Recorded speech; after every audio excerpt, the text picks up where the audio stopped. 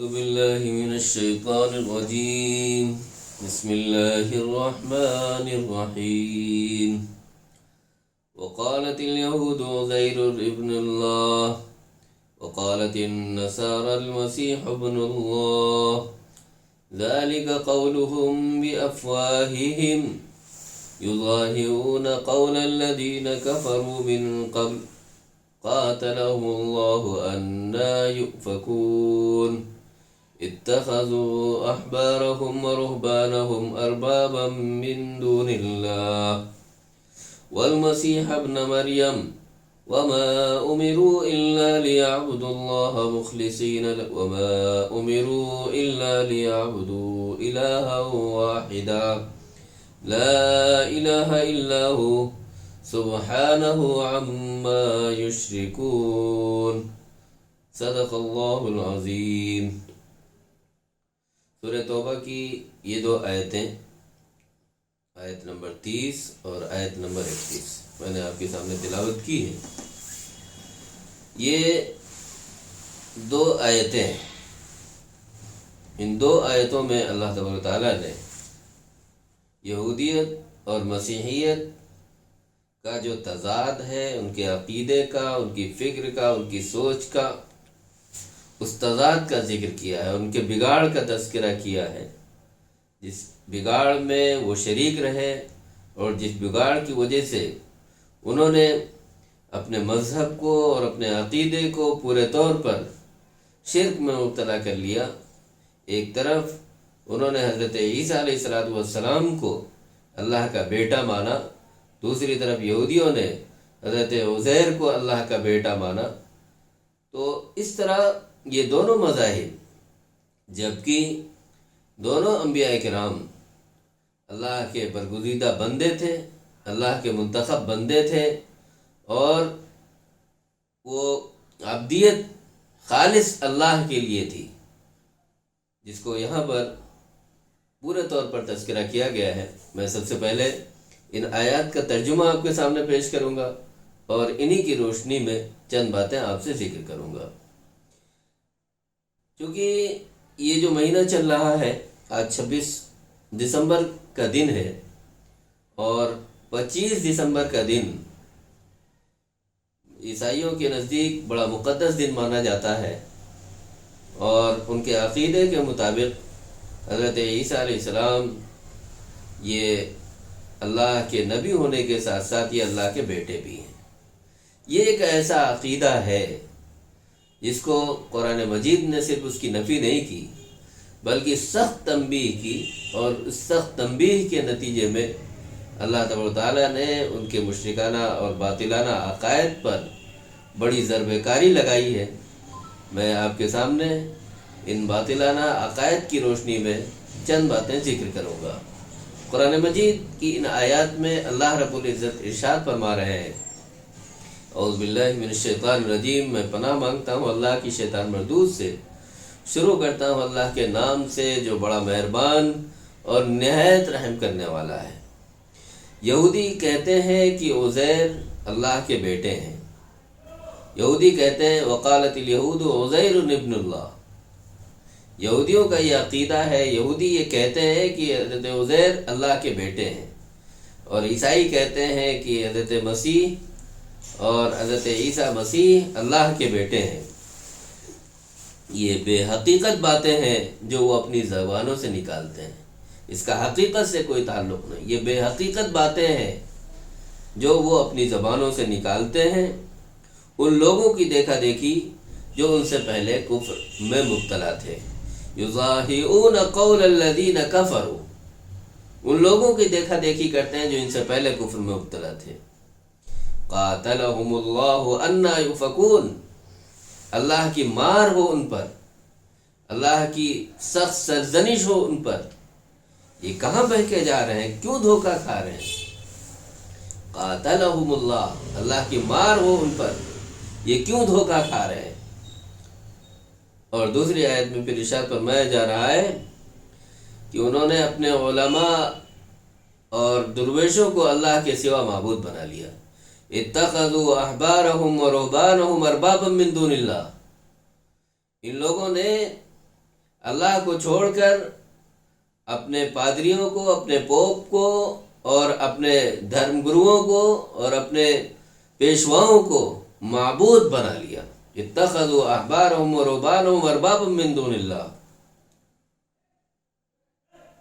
والمسیح ابن مریم، اور حضرت عیسیٰ علیہ السلام کو بھی انہوں نے اپنا معبود بنا لیا۔ وما امروا الا ليعبدوا الله مخلصین له الدین، حالانکہ ان کو صرف وما امروا الا ليعبدوا الہا واحدا، انہیں صرف ایک اللہ کی عبادت کا حکم دیا گیا تھا، انہیں صرف اور صرف ایک اللہ کی عبادت، ایک اللہ کی پرستش کا حکم دیا گیا تھا۔ لا الہ الا ہو، اللہ کے علاوہ کوئی معبود نہیں۔ سبحانہ عما یشرکون، اللہ کی ذات پاک ہے جس میں وہ شرک ٹھہراتے ہیں۔ میرے بھائیوں، 2 آیتیں پڑھی ہیں، ایک میں اللہ تبارک تعالیٰ نے ان کے عقیدے کا ذکر کیا، اس پر ضرب کاری لگائی، اور ضرب کاری ایسی نہیں بلکہ اصل چیز ہے کہ قرآن مجید میں بھی اس کا ذکر کیا گیا، اور اللہ کے رسول صلی اللہ علیہ وسلم نے بھی اس عقیدے پر ضرب لگائی، اور یہ کہا گیا قرآن مجید میں ان اللہ لا یغفر ان یشرک بہ ویغفر ما دون ذلک لمن یشاء، اللہ تبارک تعالیٰ شرک کو نہیں معاف کرے گا، شرک کی بخشش نہیں کرے گا، اور اس کے علاوہ جسے چاہے گا بخش دے گا۔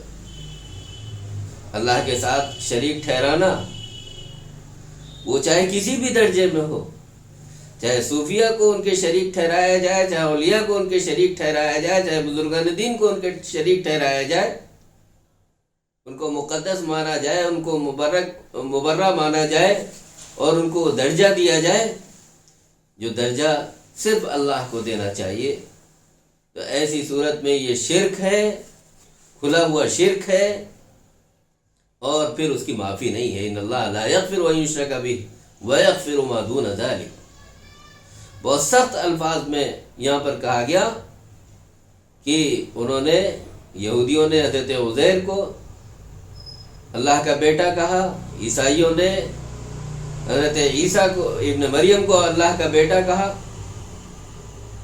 جبکہ یہ دونوں مل مسیح ابن مریم الا رسول،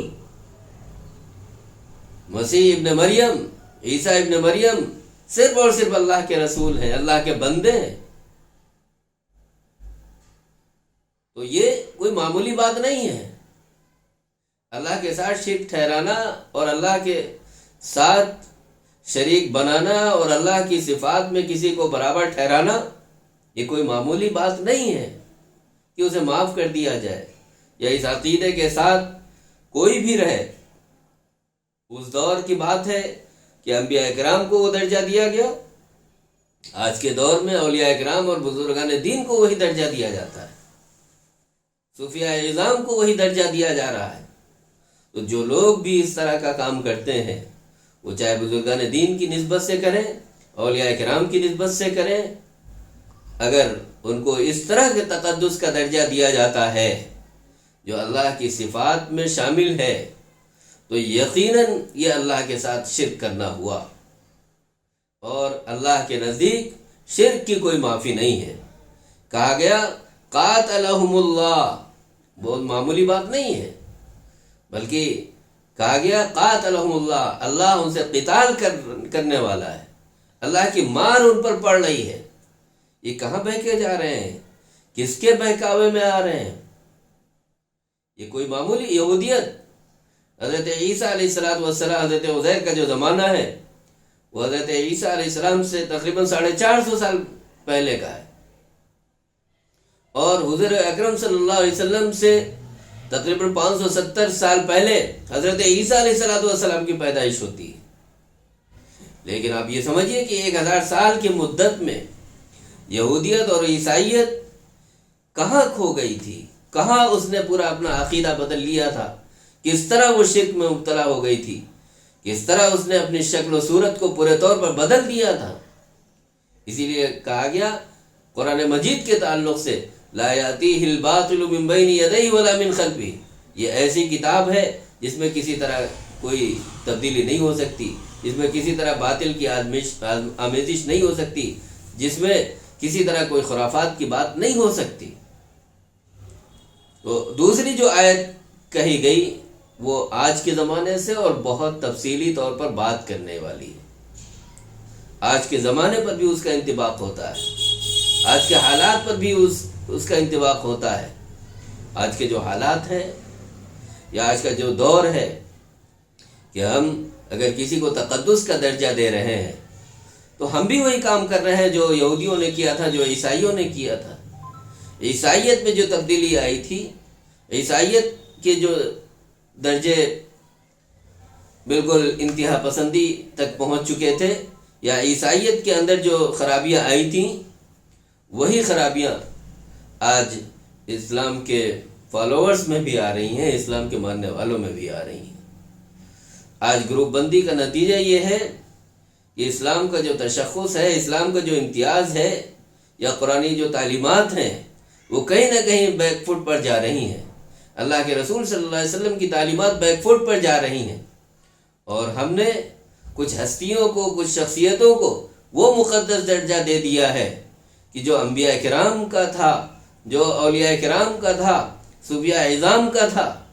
آج ہم نے ان کو درجہ دے کر کہیں نہ کہیں ہم ان کو اتنا مقدس سمجھ چکے ہیں کہ نعوذ باللہ وہ خدا کے برگزیدہ ایسے منتخب بندے ہیں، یا ایسے طور پر وہ شریک ہیں جو کہیں نہ کہیں جس سے شرک کی بھی آتی ہے، اور کہیں نہ کہیں کھلم کھلا شرک ہوتا ہے۔ آج ضرورت اس بات کی ہے کہ ہم شرک کو، توحید کو سمجھیں، اور توحید کو جب تک ہمارا جو پیمانہ ہے توحید کا، وہ جب تک مکمل نہیں ہوگا، وہ اس وقت تک اسلام مکمل نہیں ہو سکتا، اس وقت تک قرآنی تعلیمات پر عمل مکمل نہیں ہو سکتا۔ آج ضرورت اس بات کی ہے کہ ابھی اس پر انشاءاللہ اور بھی گفتگو ہوگی، خاص طور پر یہ جو اخیر کی آیت میں نے پڑھی، اتخذوا احبارهم ورهبانهم اربابا من دون اللہ والمسیح ابن مریم وما امروا الا ليعبدوا الها واحدا لا الہ الا هو سبحانہ عما یشرکون۔ اس پر مزید گفتگو کی جائے گی، آپ کے سامنے ترجمہ پیش کیا گیا، اس کے بعد مزید تفصیل سے گفتگو کی جائے گی، اور آج کے حالات میں جو حالات پیدا ہو رہے ہیں، یا حالات پیدا کیے جا رہے ہیں، یا مسلمانوں کی شبیہ داغدار کی جا رہی ہے چند شخصیتوں کی پرستش کر کے، ان کا بھی انشاءاللہ ذکر ہوگا، جس کے نتیجے میں آپ سمجھ سکیں گے کہ اصل توحید کیا ہے، معیار کیا ہے، اور اس کی حقیقت کیا ہے۔ اللہ تبارک و تعالیٰ ہم سب کو اس کی توفیق عطا فرمائے۔ اس چینل کو آپ زیادہ سے زیادہ سبسکرائب کریں، زیادہ سے زیادہ شیئر کریں، لائک کریں، اور بیل آئیکن دبا کر آپ اس پروگرام کا حصہ بن جائیں۔ امید ہے کہ یہ پروگرام جو قرآنی تعلیمات پر مشتمل ہے، آپ کے لیے بہت مفید اور کارآمد ثابت ہوگا۔ وآخر دعوانا الحمدللہ رب العالمین۔